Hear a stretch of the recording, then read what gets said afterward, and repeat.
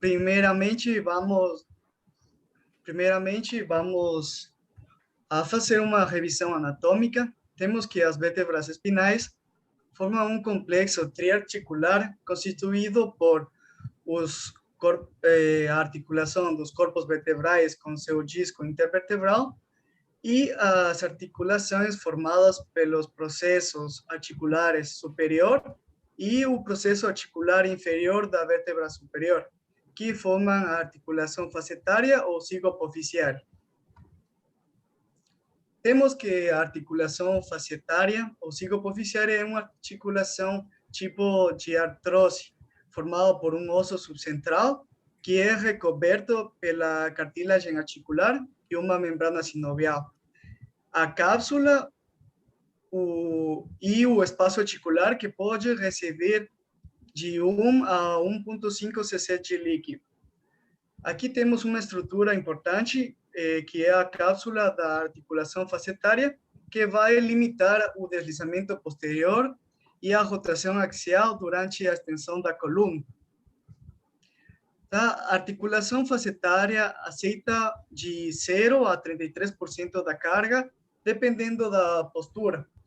Mas em caso de hiperlordose, uma carga elevada, prolongada e degeneração discal, o percentual pode aumentar até 70%, tá? Então, aqui temos um diagrama onde podemos observar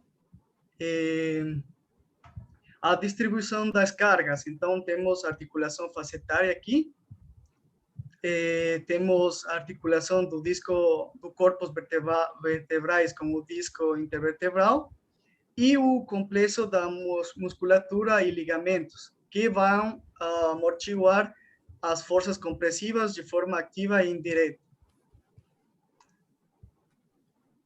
De acordo com a inervação, temos que estar inervado pelo gânglio da raiz dorsal, que é sensitivo, como já sabemos, e vai se dividir em dois ramos. Primeiramente, um ramo ventral e outro dorsal. Tá? Espera um momento. Tá. Um ramo ventral e outro dorsal. O ramo dorsal vai se dividir em um ramo lateral e um ramo medial. Este aqui, o ramo medial do nervo primário dorsal, vai ser importante porque aqui vai ser o sítio das intervenções tanto diagnósticas como terapêuticas, tá? Então, o ramo medial vai se dividir também em um ramo superior, que vai inervar a articulação facetária do mesmo nível, e um ramo inferior que vai inervar a articulação facetária inferior. Então, como um exemplo, temos aqui o ramo medial do nervo primário dorsal do L2 vai descer posterior do processo transverso e vai se dividir em um ramo superior, que vai inervar a articulação cigopoficiária L2 e L3, e um ramo inferior, que vai inervar a articulação cigopoficiária L3 e L4. Exceto na articulação L5-S1, que só tem um ramo nervoso.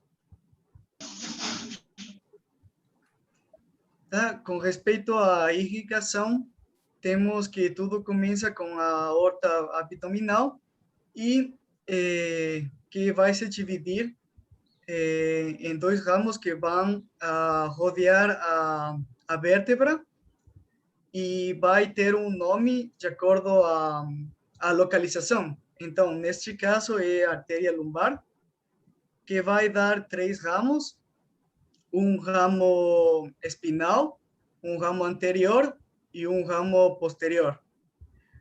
O ramo posterior vai formar uma rede aqui na superfície anterior da lâmina e o ligamento amarelo, e vai dar um ramo laminar que vai irrigar a articulação facetária. Tá? Então, o síndrome facetário vai representar o 15 a 40% da dor lombar. Mas também podemos encontrar outras estruturas capazes de produzir o dor, como são os corpos vertebrais, discos intervertebral, dura mater, raízes nervosas, articulações sacroiliaca, músculos, ligamentos e fascias. Tá? Então, o importante aqui para o médico ortopedista é localizar bem o sítio do dor lombar e que seja verdadeiramente um síndrome facetário. Então, um dor lombar de origem facetário vai ser habitualmente crônico, uniobilateral, vai se irradiar na região glútea, mas sem um padrão radicular. Não vai ultrapassar os joelhos e vai referir o paciente a alívio com a dor, a flexão do tronco, alívio da dor com a flexão do tronco e piora com a extensão, movimentos rotatórios e atividades físicas. E também vamos ter que o exame neurológico vai ser negativo e também a marcha vai ser normal. Então, temos que a causa mais frequente de dor lombar de origem facetária vai ser a degeneração artrósica. Mas também há outros processos patológicos que podem afetar as articulações facetárias, como são artrite reumatoide, processos artríticos reativos, espondilite anquilosante, condromalácia facetária, pseudogota, sinovite bilonodular, cistos facetários e também, obviamente, trauma lombar. O curso natural da dor lombar da faceta é geralmente autolimitado, tendo uma resolução na maioria dos pacientes dentro das primeiras 6 semanas. Tá? E temos uma progressão aguda, com menos de 4 semanas, subaguda entre 4 e 12 semanas e crônica superior a 12 semanas. O importante aqui é que, isoladamente, a anamnese e o exame físico não vai ser suficiente para nós fazer o diagnóstico de síndrome facetária. Então, nós precisamos de exames complementares, como são os exames de imagem. Tá? E dentro dos exames radiológicos, temos o CRX, a tomografia computarizada e a ressonância magnética. Tá? Dentro do CRX, temos incidências AP, lateral e oblíquo. Tá? No CRX, podemos encontrar diminuição do espaço articular, esclerose, hipertrofia óssea, ou osteoartrite e também fenômeno de vácuo.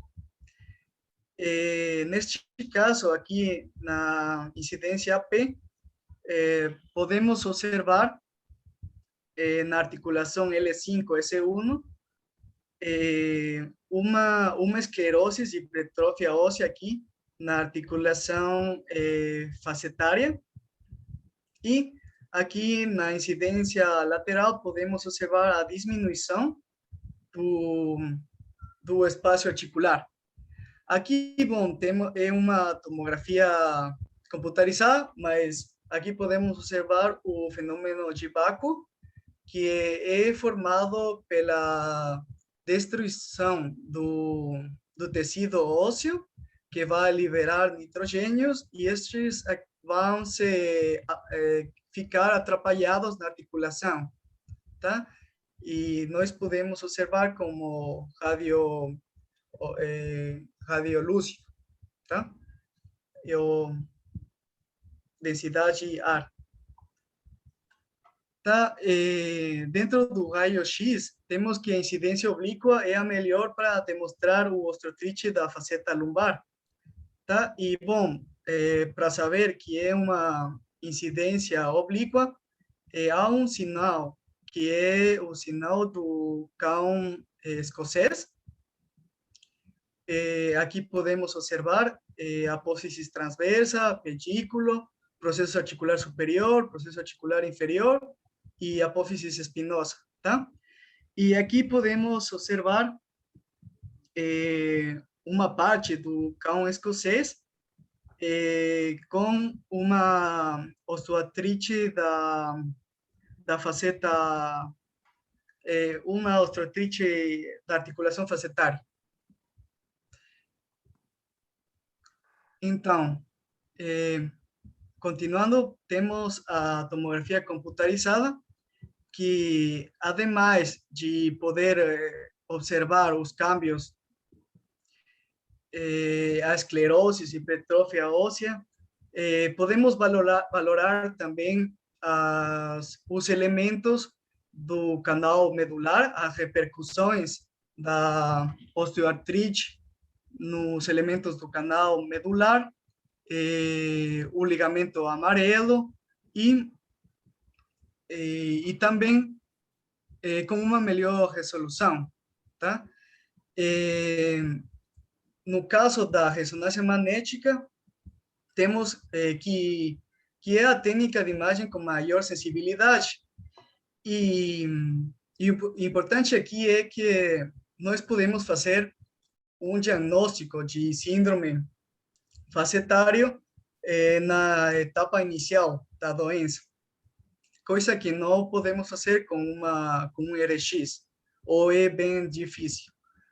Tá? E podemos observar edema ósseo subcondral, derrame articular e cistos sinoviais.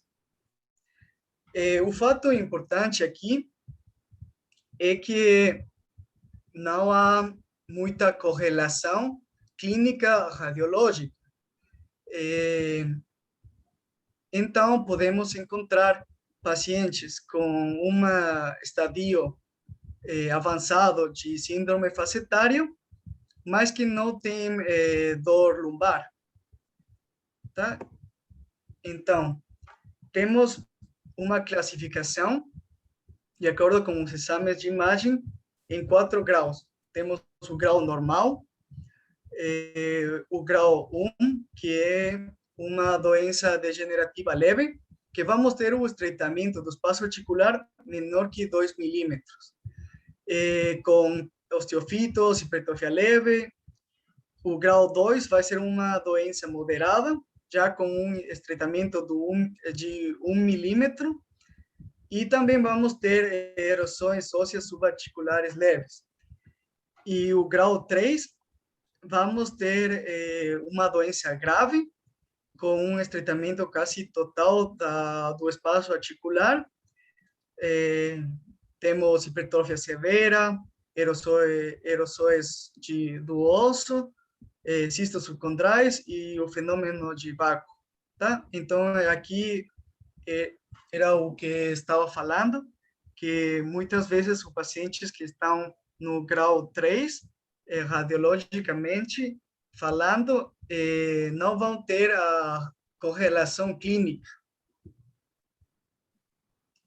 Tá? Também temos outros métodos mais invasivos de diagnóstico. Este aqui é tanto diagnóstico como tratamento, tá? E são os bloqueios das articulações facetárias, que nos vão ajudar a determinar a origem da dor lombar e também a orientar a escolha de terapias intervencionistas.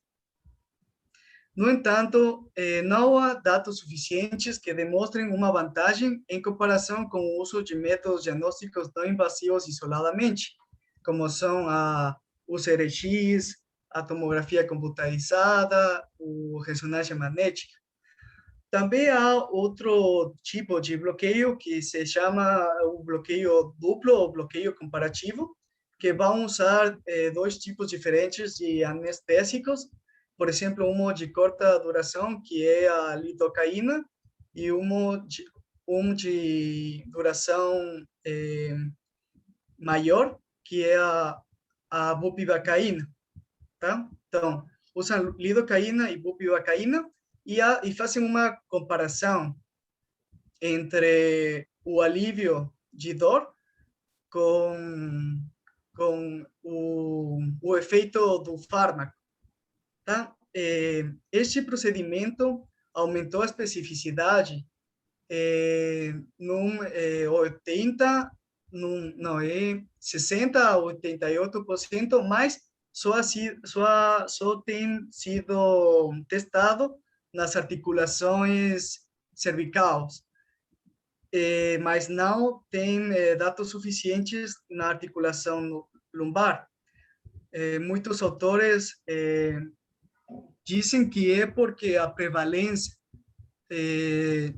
de síndrome facetária como causa de dor cervical é mais do 50%, em comparação com a prevalência de síndrome facetária como causa de dor lombar, que é de 15 a 40% aproximadamente.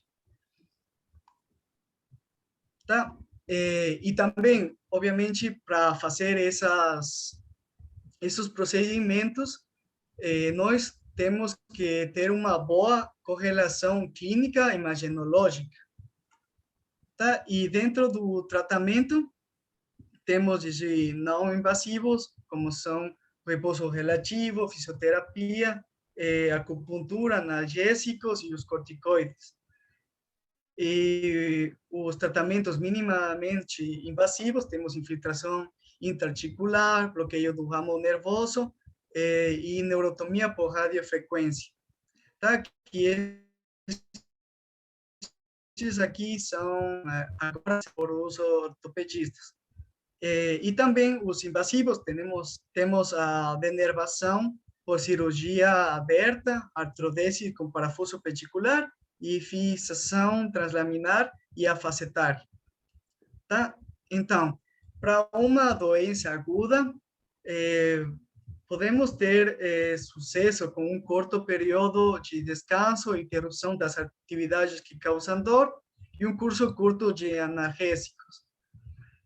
Podemos também fazer reabilitação física com condicionamento aeróbico e fortalecimento e alongamento muscular. E as drogas utilizadas geralmente vai ser os AINES, tramadol também, sempre tomando em conta a escala de analgesia da OMS. Então, temos que um AINE ou um tramadol com a combinação de um relaxante muscular vai dar sucesso em uma patologia crônica. E se ha falado que o uso de opioides em uso de longo prazo parece ser seguro, mas, no entanto, tem eficácia moderada ou modesta na dor crônica refratária. E também temos que observar os efeitos adversos de uso dos opioides em longo prazo. Tá? Então, temos os bloqueios espinais, que podem dar sucesso em dor severo, em dor crônico e ou recorrente. Podemos utilizar em pacientes que não respondem às alternativas de tratamento conservador. E também deve ter uma concordância óbvia à imagem clínica, porque são procedimentos com um risco menor, mas tem um risco para fazer estes procedimentos. E, bom, encontrei numa revisão sistemática que não se encontrou diferenças entre a injeção de corticosteroide no ramo medial e a injeção de anestésico local na dor e função, ou uso de opioide por 12 a 24 meses. Então, o fato aqui é que nós temos que individualizar a terapia para nossos pacientes e saber as repercussões de usar opioides ou AINES por 12 a 24 meses e assim, né?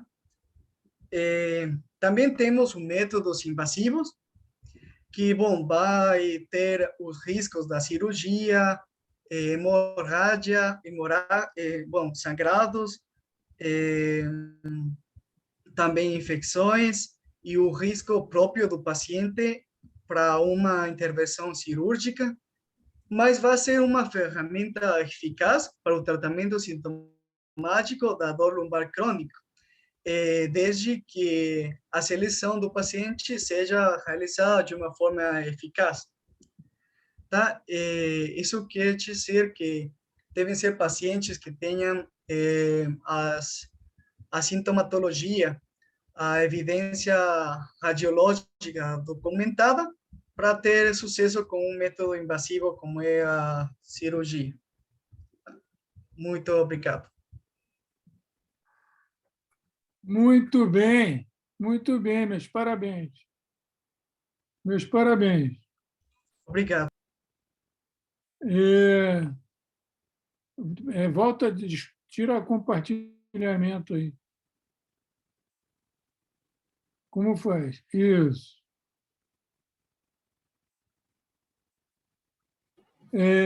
Aguirre, eu gostaria que você fizesse para nós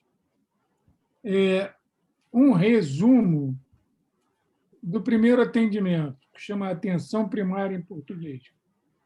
Quer dizer, quando o paciente chega e a história dele, mais ou menos como você imagina que seria, quais seriam os dados da história que indicariam um exame complementar naquele paciente, porque sua aula foi espetacular. Seus slides estavam ótimos, mas isso a gente depois vai criticar ou não. Raramente eu consigo um pós-graduando na primeira aula ter um sucesso desse. O assunto foi muito bem abordado, a bibliografia estava muito boa. Eu só posso te dar os parabéns, não é, Marcelo? Obrigado, verdade, doutor. chefe. Muito bem, mas eu precisava disso porque existe o seguinte, o que eu percebo na hora do ambulatório e que eu falo sempre, precisa ter uma, entre aspas, leitura do paciente. Então, eu preciso, quando eu olho o paciente entrando, eu preciso ler aquele paciente. Eu preciso saber, faixa etária importa, tipo de marcha importa e tal. E depois dessa observação da marcha, ele entrando, quando ele senta na minha frente, eu preciso continuar lendo ele e correlacionando com a queixa. Você não pode fazer um resumo para a gente desse primeiro contato? Claro, vou fazer o resumo, sem problema. Faz. Faz agora. Agora? Tá. Eu não sabia. Eu pensei para tarefa. Tá, então. Para o próximo ano. Então, como é uma patologia que tem... Bom, primeiramente, nós temos que valorar as comorbilidades do paciente, observar se o provável história do dor, se ele já tem dor, se tem dor, por exemplo, de 2 anos, que geralmente dor agudo, uma atividade que ele fez que provocou o dor, tá? Então, geralmente são pacientes idosos com dor crônica, tá? Então, o que temos que identificar é como é o dor, porque este dor do síndrome facetário não é dor radicular, vai ser dor pseudo-radicular, que vai ir até as nádegas e, e vai ser um dor que vai fazer o paciente não fazer atividade física, vai deter o trabalho e tudo isso. Então, temos que, primeiro, descartar outras causas de dor, que também são muito comuns. Se ele tem já um diagnóstico de osteoartrite, se tem um diagnóstico ou artrite reumatoide, para direcionar. E depois temos que fazer uma avaliação radiológica para confirmar que o origem da dor ou também, como se disse, descartar outras patologias. Também temos as bandeiras vermelhas, que podem dar um indicativo de patologia como cancerígena, uma metástase, tá? Então, com um RX, preferentemente, bom, as 3 incidências, AP, ou seja, anteroposterior. Vou fazer o exame complementar agora. Tá? Então, eu vou assumir agora, Aguirre, obrigado. Tá. É o seguinte, mas eu gostei muito, está de parabéns, foi sensacional. Agora, primeira coisa que eu anotei aqui que você não falou e eu acho importante. A coluna ela tem grupamentos funcionais. Elas são 2 os grupamentos funcionais. O grupamento funcional anterior, ele é suportador de carga, ele leva o peso. E o grupamento funcional posterior é orientador de movimento. Então, nós temos uma patologia na região que orienta o movimento. Então, na queixa, você não deve ter dor exacerbada em repouso. A dor sempre é quando o paciente exerce alguma função, quando ele exerce alguma atividade. Isso é primeiro. Outra coisa, se é uma degeneração articular crônica, o paciente tem que ter uma faixa etária mais alta.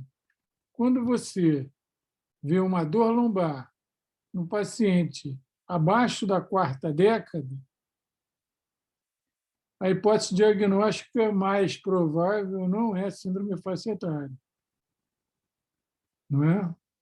Então, na sua história, na sua atenção primária, primeiro, você tem que ver a marcha, a posição assumida, a postura do paciente, se é de defesa, se ele está fazendo um ritmo lombar normal, se, durante a fase de balanço, o sinal de Trendelenburg está fazendo com que ele movimente a bacia.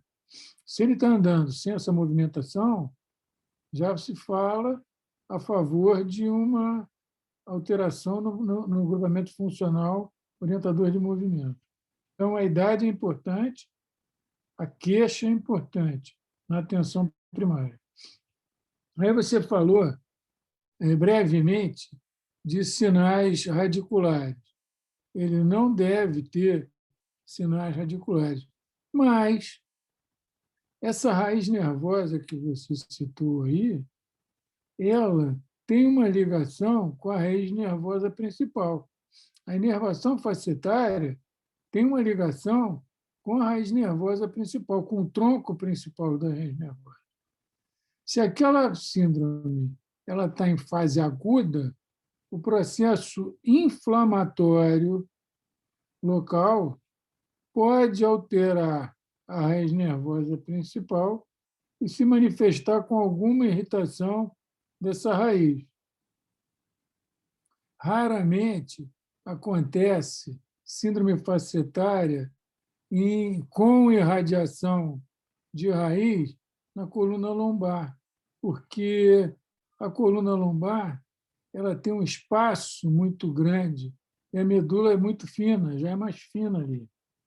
Pode ter, mas é uma pseudo-irritação, como você falou aí, ainda fez o sinalzinho de entre aspas. E outra coisa é o seguinte, a infiltração. A infiltração, eu faço infiltração paravertebral desde 1802, quando eu já era mais velho. Agora eu estou caquético. Eu já era velho, 1800, eu fazia infiltração. Eu acho muito engraçado essa moda, que eu chamo de moda, que é outro sinal de ser arcaico, clínica da dor. Eles fazem procedimentos invasivos e agora estão fazendo ou com ultrassom para guiar a agulha, ou internado, sob anestesia, com intensificador de imagem, orientando a agulha para fazer uma infiltração intrafacetária. Eu, na minha prática troglodita arcaica, é simples. Você tem a apófise espinhosa. A apófise espinhosa, você palpa ela na vértebra abaixo da vértebra da articulação interapofisária. Quer dizer, quando você está palpando a apófise espinhosa de L3, você está a nível da faceta articular de L3 e L4. Então, anatomicamente, clinicamente, na palpação, você consegue saber o nível da apófise articular, da articulação da vértebra. É clássico, principalmente em torácica baixa e lombar alta. Você palpa, tá? Palpa ali, você vê onde está. Bom, esse nervo passa, o ramo posterior dele, passa sobre a apófise transversa. Então, na hora que você tem, palpando a apófise espinhosa, e você sabe que ali embaixo, naquela direção, tem a apófise transversa do paciente, se você fizer uma infiltração com anestésico, mas tem que ter volume, uma água destilada e o corticoide, você vai fazer espalhar, disseminar naquela região uma quantidade de anestésico e de substância anti-inflamatória hormonal suficiente para fazer o mesmo efeito de você fazer guiado. Você não precisa fazer guiado, porque aquele espaço é muito restrito, é muito pequeno. Se você fizer volume e fizer em leque, não tem como a absorção desse volume de anestésico diluído e substância anti-inflamatória não atingir aquela raiz nervosa. Então, a sofisticação da condução por ultrassom ou por intensificador de imagem começa, na prática, a se tornar somente onerosa para o paciente. Entendeu? Eu tenho certeza que o cara que fizer 3 vezes, não precisa de mais de 3, infiltrações, com ultrassom guiando a agulha dele, ele faz só na palpação. Ele aprende o local e faz só palpando. Ele não vai fazer tão preciso, mas ele vai fazer o mesmo resultado. Outra coisa, é muito perigoso você exagerar na infiltração, exagerar no anestésico e exagerar na proximidade da raiz com o volume de anestésico. Por quê? Porque tem vários papers, tem várias publicações que dizem, que relatam que você pode fazer uma parestesia, às vezes temporária, às vezes definitiva, pela compressão do volume líquido junto com o anestésico.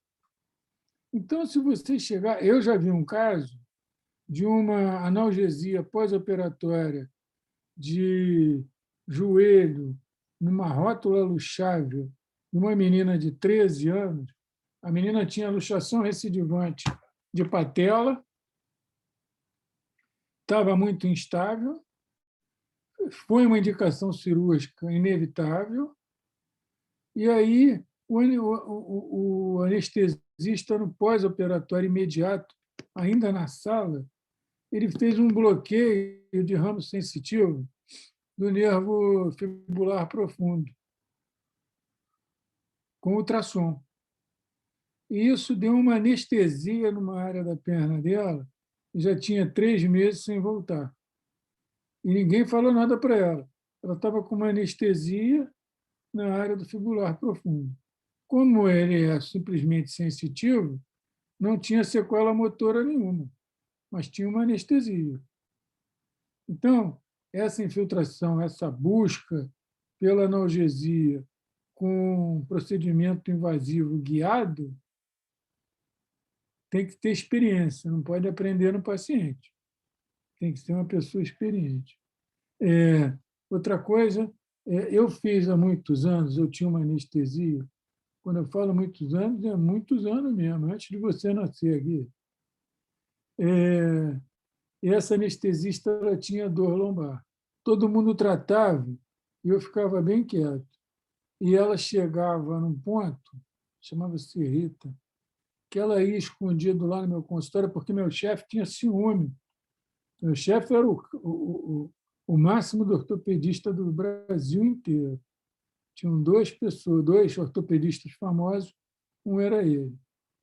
E aí ela ia escondido lá no consultório para fazer infiltração nela, paravertebral. E eu fazia infiltração na Rita, eu botava 3 ml de anestesia, 3 ml de água bidestilada e um corticoide. E fazia isso em 3 pontos. Quer dizer, eu estava dando no final de tudo, em 3 pontos, 15 ml. Fazia nos 2 apófises transversas de L4 e apófise transversa de L3. Isso a propósito do seguinte: ela sentia menos força na perna durante o período de absorção da anestesia. Então, ela ia com o marido, porque ela não conseguia dirigir depois, e durante umas 2 horas ela ficava com a perna fraca. Você imagina o seguinte: os caras fazem isso guiado e botam um seringão de 20 ml. É claro que o paciente tem que estar internado lá, porque ele só vai mexer com a perna daqui a umas 3 horas. Entendeu? E pode dar uma parestesia. Então, eu não sei, porque eu nunca vi ninguém fazendo, mas eu já vi filminho de cara fazendo-se com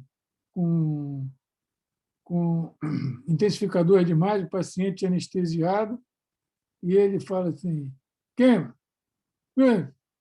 Ele dá uma ordem, aí o cara liga o intensificador, aí ele, ok. Aí, pá, bota um seringão e não sei quantos ele injeta, mas a seringa é de 20. Entendeu? Mas foi um. No slide 10, você botou o cachorrinho escocês, é isso? Sim. Não é oblíquo, né? Esse cachorrinho, para todo mundo saber, a orelha do cachorro é uma faceta e o pé de cima. Então, tem um cachorro em cima que está com o pezinho na orelha do de baixo. O pé do de cima é uma faceta da vértebra superior e a orelha é a faceta da vértebra embaixo. Ora, se você pega e sabe onde é a faceta, você pode fazer uma infiltração intraarticular. Mas qual a vantagem? Qual a vantagem de você colocar dentro da faceta, dentro da articulação? Não tem vantagem. Não tem vantagem. Se você fizer próximo a ela, você corre menos risco de dor pós-infiltração, porque você não bota volume dentro de uma articulação muito pequena, e vai ter um efeito anti-inflamatório igual. Porque a etiologia, a causa, a artrose, a osteofitose, o desgaste articular, vai estar lá. Você não vai tirar a etiologia. Você está fazendo um tratamento sintomatológico. O tratamento sintomatológico tem que ser o menos agressivo possível. Então, faceta articular também não é um gol, não é um objetivo perseguido. Outra coisa, tratamento cirúrgico. Eu gostaria que você fizesse para o próximo debate. Eu acho que estão fazendo uma foraminoplastia para certos casos.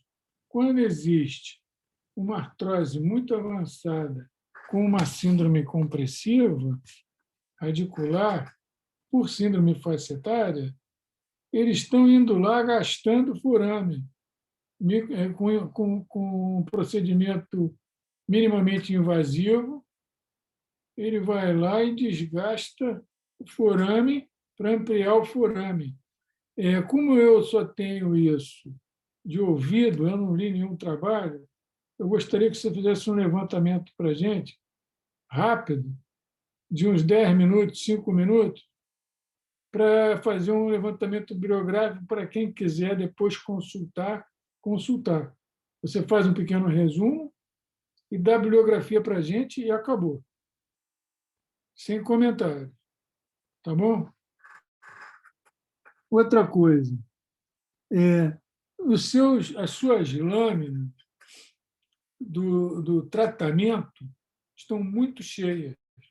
As outras estavam cheias, mas o visual era praticamente inevitável. Você fez uma divisão que ficou boa. Entendeu? Eu acho que você podia bolar um jeito de estar menos cheio, mas estava aceitável. Agora, as do tratamento tinham que ser mais subdivididas. Você botou dois itens no mesmo quadro. E aí você fica distraído lendo o item que você não está falando. Divide. Faz mais quadros, mais lâminas. Cada lâmina do assunto que você está expondo. Quando chega no assunto seguinte, você troca de lâmina. Tá? Você vê que você conseguiu fazer pouquíssimos slides, eu acho que foram 18, uma coisa assim, que é ótimo. Não pode ter muito slide, mas não pode compactar tudo no mesmo para ser menos. Não adianta eu ter 2 slides e ficar falando meia hora em cada um. Pô. Entendeu? É melhor eu ter 10 slides e falar 5 minutos em cada um. Vai dar o mesmo tempo e vai ficar mais didático. Marcela, você tem alguma consideração? Eu não tenho mais. Bom, chefe, não, eu achei uma apresentação muito boa. Até que o tema foi bem abordado, a explicação do tema e o tratamento foi bem, eu gostei, na verdade. E, lógico, a explicação do chefe foi ótima. Vamos ver se alguém tem alguma pergunta. Meninos, liguem as câmeras, liguem os microfones, falem aí qualquer coisa. Boa tarde, pessoal. Camilo, boa tarde. São coisinhas pequenas como para melhorar a palestra. Por exemplo, algumas imagens pues, estão em espanhol, então procurar que em português, tá? O número das palestras, idealmente um pouco maior, um tamanho maior, porque são aí pequeninas e algumas palestras não tem um número grande. Com respeito à bibliografia, bem, não encontrei problema, mas, idealmente, não sei se falaram com os meninos de primeiro ano, que sai o livro guia, mas não sei se falaram nisso, mas se são artículos recentes, pues, bem, não tem problema. O que mais aconteceu aqui? Não, mas de resto, bem, boa palestra, na verdade. Gostei bastante. Tem que ter o português bem claro, tá? Sim, Né, vou chefe? procurar imagens no português e, claro, a bibliografia eu não tive de um só livro, de um só lugar. Eu tive que procurar vários artigos up to date e assim para ter um conteúdo mais isso. Eu achei Sim, muito mas tudo boa. bem, legal. Teve publicações de anestesia, teve várias. Eu gostei, a bibliografia está muito boa, está muito atual. Sim, Uma coisa que tem que observar e que eu não consegui ver é que não deve ter nada com mais de 5 anos de publicado. Entendeu? As publicações têm uma validade para os órgãos normativos de 5 anos. Mais de 5 anos elas perdem a validade. Quer dizer, não é que não possa colocar, porque livro-texto normalmente tem mais tempo que isso. Mas de publicações, elas devem, é norma, que sejam dentro dos últimos 5 anos. Alguém mais tem alguma pergunta?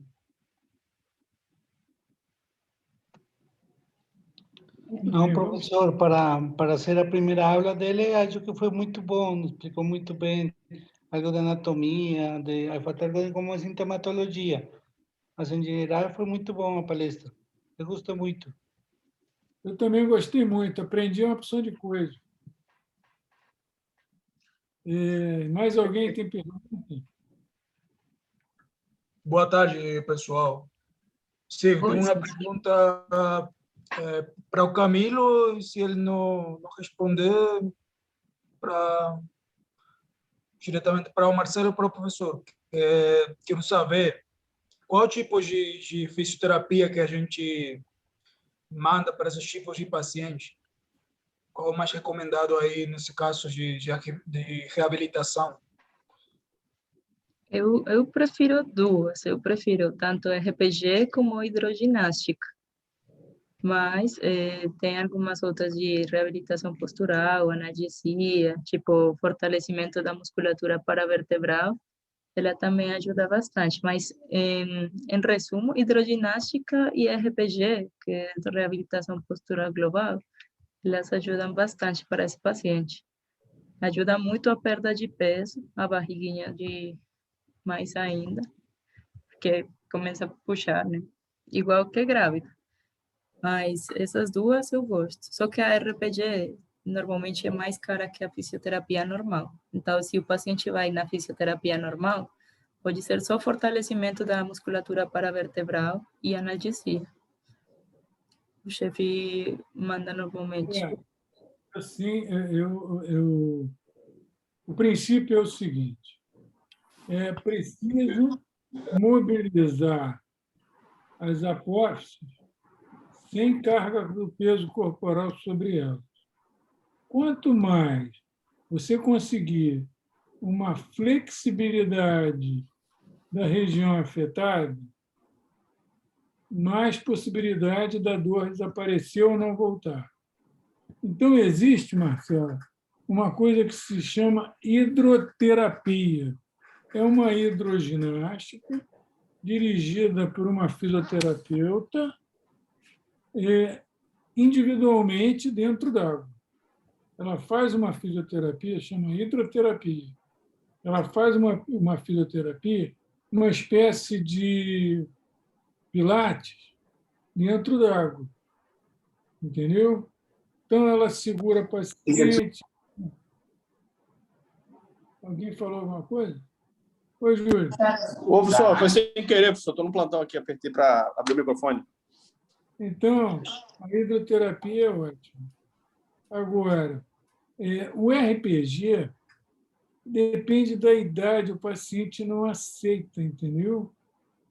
Dependendo da idade, o paciente não consegue fazer, porque a pessoa que está fazendo o RPG, ela não leva muito em conta a idade do paciente, ela quer alcançar resultado. Então, Se você estiver tratando com nível socioeconômico mais alto, o RPG é de eleição. É sensacional. Mas se o nível socioeconômico é mais baixo, é melhor fazer hidroginástica, como você falou, Marcelo. Entendeu? E fazer alongamento. Agora, não deve deixar o paciente fazer caminhada, não deve fazer peso, levar cargas, entendeu? Subir escada. Você imagina o seguinte, é uma paciente de 60 anos, com síndrome facetária, que mora na comunidade, e para chegar em casa tem que subir 4 escadas, ela sair todo dia para fazer RPG, 2 vezes por semana, ela vai fazer RPG durante meia hora e vai subir 4 lances de escada e não sei o quê.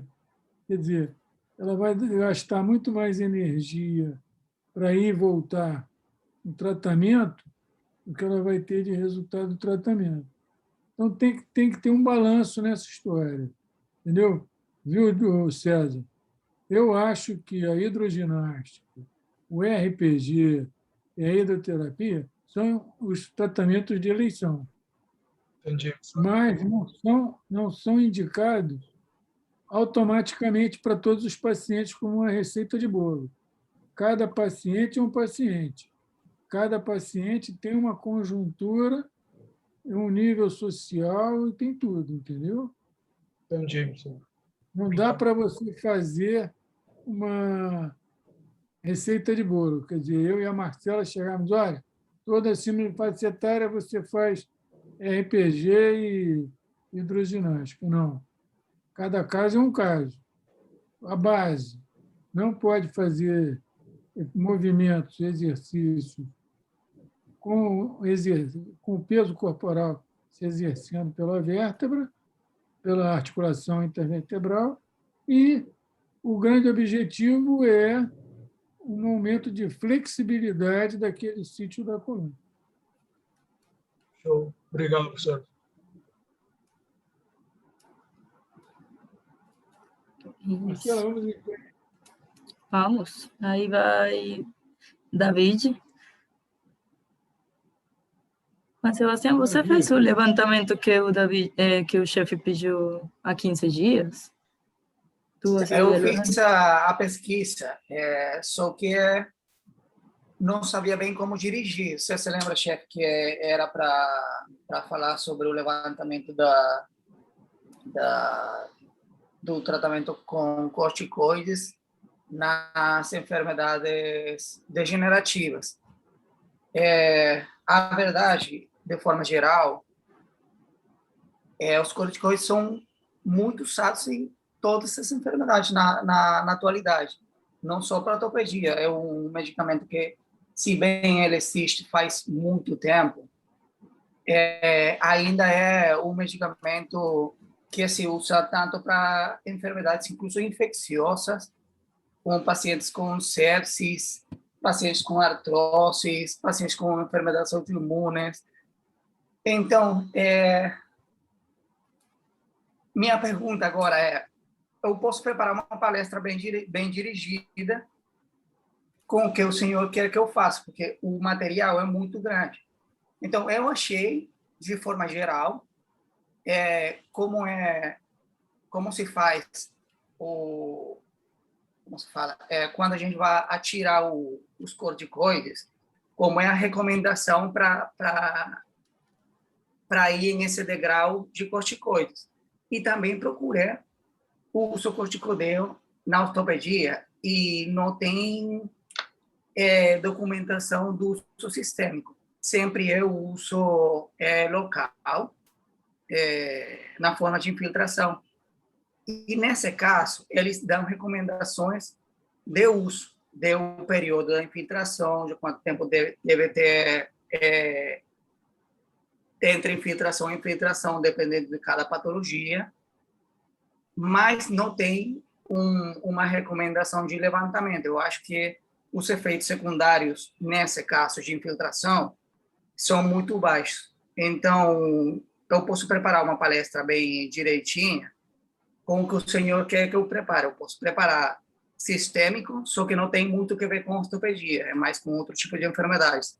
Ou posso preparar uma guia de recomendação para o tratamento local nas enfermidades degenerativas. Então, vamos fazer o seguinte. Eu prefiro que você faça o seguinte. Quais são as comorbidades que impedem o uso do corticoide? Tá. Então, quando o paciente tem uma enfermidade e você julga que o corticoide vai fazer bem, quando não usar? Tá. Isso é um. Outra é a seguinte, se considerar o corticoide um hormônio, qual é a complicação que vai acontecer com o uso prolongado e qual é a complicação que ocorreria numa suspensão súbita do tratamento? E, por último, qual seria a dose segura? Porque eu tenho um esquema de corticoide sistêmico que eu chego a uma dose alta durante 3 dias, eu subo devagar, mas não tão devagar, e retiro lentamente, bem lentamente. Essa dose alta e essa dose baixa é mais ou menos empírica comigo, entendeu? Eu queria saber, assim, o paciente tem uma comorbidade e tal, não deve usar. O paciente está com 70 anos, eu não posso passar de tantas gramas. O paciente tem hipertensão, eu tenho que ter cuidado, mas posso usar em baixa dose. O paciente é diabético, eu não posso usar ou posso usar desde que ele controle. Quer dizer, eu quero que você faça mais ou menos uma normatização, muito mais a restrição do uso e da dose segura para quem pode usar. Beleza, chefe. É um caminho, a palestra nessa... É muito melhor do que a infiltração intraarticular. A infiltração intraarticular é mais simples da gente determinar, mas o sistêmico precisamos mais de você. A verdade que eu encontrei tem muita mais repercussão do que a gente pensa. O corticoide é muito usado. Agora, já de antemão, eu vou te dizer, Juan, não tenha tanto medo do corticoide como os livros de clínica médica falam. Isso é importante. Também, chefe, é verdade também. Você lê a clínica médica, o que fala do corticoide, você bane ele do seu receituário. Você não vai usar nunca em ninguém. Pelo amor de Deus, não quero matar ninguém. Sim, chefe, mas uma das coisas que eu achei, para adiantar, eu vou botar na palestra, mas quando a gente olha no livro de farmacologia, pelo menos fala com dose de 10 miligramas por dia, já apresenta determinada complicação. E a gente vai no livro de reumatologia e tem 180 miligramas por dia. É a indicação de tratamento reumatológico. Por isso eu gostaria de fazer pontuasse isso, entendeu? Para a gente ficar mais ou menos com uma normatização, e não fazer empírica como eu faço, como eu fiz a vida toda. Eu tenho uns exemplos de pacientes meus que usaram corticoide a vida inteira em dose alta e estão aí com 80 anos. Eu tenho uma prima que teve mal asmático que usou corticoide durante 70 anos. Ela morreu com 75 anos de enfisema pulmonar. Entendeu? Entendi. Ela não morreu, usou 70 anos de corticoide. Então, você pontua isso para a gente. Marcela, estou achando que ficou um pouco longo. Estou achando o seguinte, o que você acha de quinta-feira? A gente fazer a minha aula E, Dani, Juan, Minha aula. você consegue para quinta-feira? Eu consigo, eu tenho todo o material, só que para botar numa diapositiva ia ficar muito grande, porque eu não sabia como encaminhar. Só isso. Só isso. O que você acha, Marcelo? Bom, chefe, eu não sei, eu acho que todos têm disponibilidade, né? Para fazer a aula umas 6 horas, 5 horas. Não sei, que hora fica bom para o senhor? 6 horas. Entendeu? 6 horas. 6 horas todo plantão, professor. 6 Eu horas. vou, Eu acho minha que palestra não vai posso. ser bem dirigida, Isso, a gente não vai levar muito tempo. Filho, tu está de plantão hoje e está aí. Pô. Tô aqui no Saracuruna, professor. Com a cara não sai da tela. Ei, Joãozinho, falou que foi seu aluno, professor da Unigran Rio. Ó. E aí, mestre, tudo bem? Tudo bem, filho? Só que ele estava uns quilinhos a menos, professor. Ele tá com vergonha de aparecer, né? Mas Ah, quinta-feira você está fazendo o quê, Júlio? Quinta-feira eu tô aqui, pô. À noite. Que hora você entra?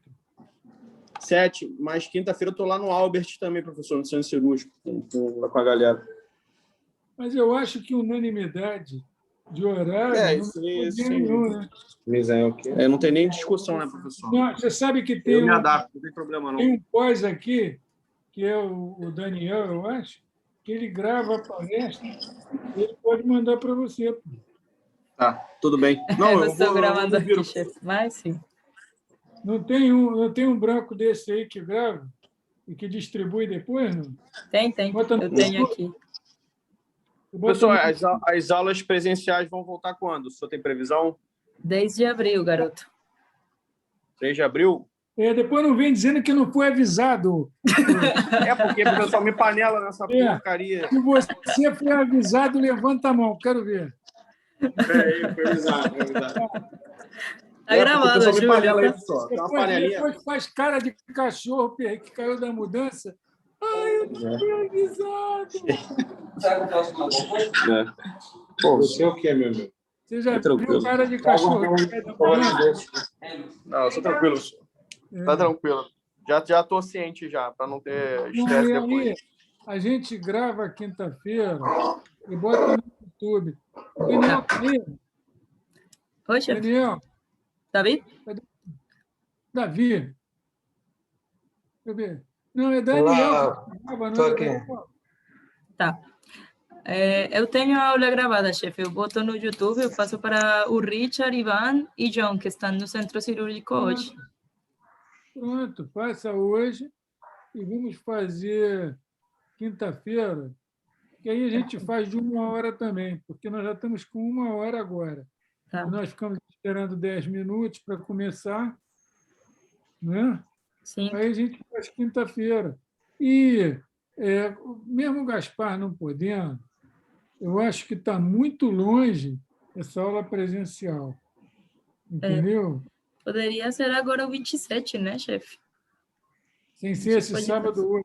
O outro.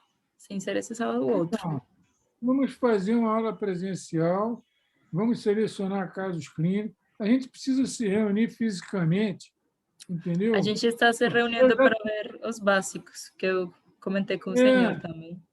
Então, pois é, mas eu preciso estar presente, porque eu sou o representante da vacina anti-Covid, entendeu?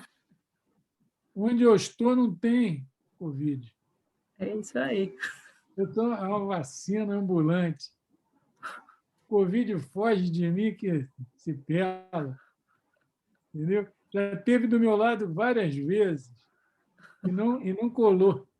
Então, pô, não tenho medo. Vamos fazer uma presencial sem ser esse sábado ou outro. Lá na escola médica, bota os novatos e faz uma seleção de um tema básico.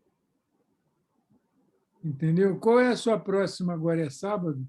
Agora, o sábado, a gente vai ver um pouquinho da história da ortopedia, conceitos básicos e uma oficina de raio-x. Aí eu vou mandar para os garotos os casos e eles preparam. No sábado, escolhe um voluntário, entre aspas, dos mais antigos, Tá. E faz consolidação óssea. Perfeito. Nesse sábado ou no próximo? com o Não, senhor. na presencial que nós estaremos juntos. Perfeito. Não é nesse sábado você já fez a programação. Uhum. Outro sábado, vamos fazer... Vamos escolher aqui na sorte o João, que não está. Ganhou. Porra, tu vai escolher o Johnny e vai dizer que não foi avisado. Mas tá bom. Eu vou falar Não, sobre... eu fico comprometida com César e David para avisar ele, tá? Tá, eu vou falar Consolidação. sobre fraturas em geral. Tá? Ah, perfeito. Depois ele vai dizer que não foi avisado, ou então vai matar alguém da família, ou então vai ser internado, ou então vai bater com o carro, ou então o pneu vai furar, ou então a Blitz vai pegar ele. Vai ter uma desgraça qualquer nessa porra. Vai não, professor, vai não, vai não. Eu conheço um amigo. Sempre tem. Quando o cara falta e tinha um compromisso, eu sempre fico muito triste, porque aconteceu uma desgraça com ele ou na família dele. Entendeu? Ele, pô, é muito difícil. Eu fico muito apreensivo quando o cara não aparece. Porra, morreu alguém. Aí ele não pôde ir. É verdade. Muito grave. É sempre muito grave. Cara. Sempre muito grave. Bom, então eu vou fazer fraturas em geral, mas eu quero que alguém antes de mim fale de consolidação das fraturas. Perfeito. Fazendo presencialmente. Tem que ser esse sábado próximo. Sim, senhor. Você tem lá sugestão? Na PUC. Você tem mais sugestão de mais algum tema? Consolidação, fraturas. Não sei, chefe. Mas eu vou ver na lista de temas das BOT alguns dos básicos para esse dia e eu boto para um dos garotos do primeiro. Eu acho que você podia pegar um P1 e falar sobre disco epifisário. Uhum. É isso aí. Todos os concursos de ortopedia do mundo, o cara pergunta disco epifisário. É mesmo. Entendeu? Eu Então, pensei também. Consolidação das fraturas, disco epifisário, outro, e eu faço uma aula de fraturas em geral. Eu tenho aqui no olho a Felipe Sanches, está aqui bem na minha frente. Tá bom. Oi. Se ferrou, né? É. Tá bom? Então está marcado. Perfeito, chefe. Vamos nos despedir aí. Perfeito, chefe. Bom, chefe. E outra coisa, aproveitar que tem bastante gente aí, nós estamos com 22 participantes. Toda vez que tiver um médico staff, ele tem que ser avisado de todas as ações que o pós-graduando está presente tiver que ser feito. Então, por exemplo, está lá comigo na sexta-feira o fulano de tal. Aí ele tem que pagar um boleto que, se não pagar na sexta, na segunda, ele vai ter uma multa enorme. Ele não pode simplesmente esperar eu estar distraído e sair para pagar o boleto. Ele tem que chegar e falar: olha, Dirceu,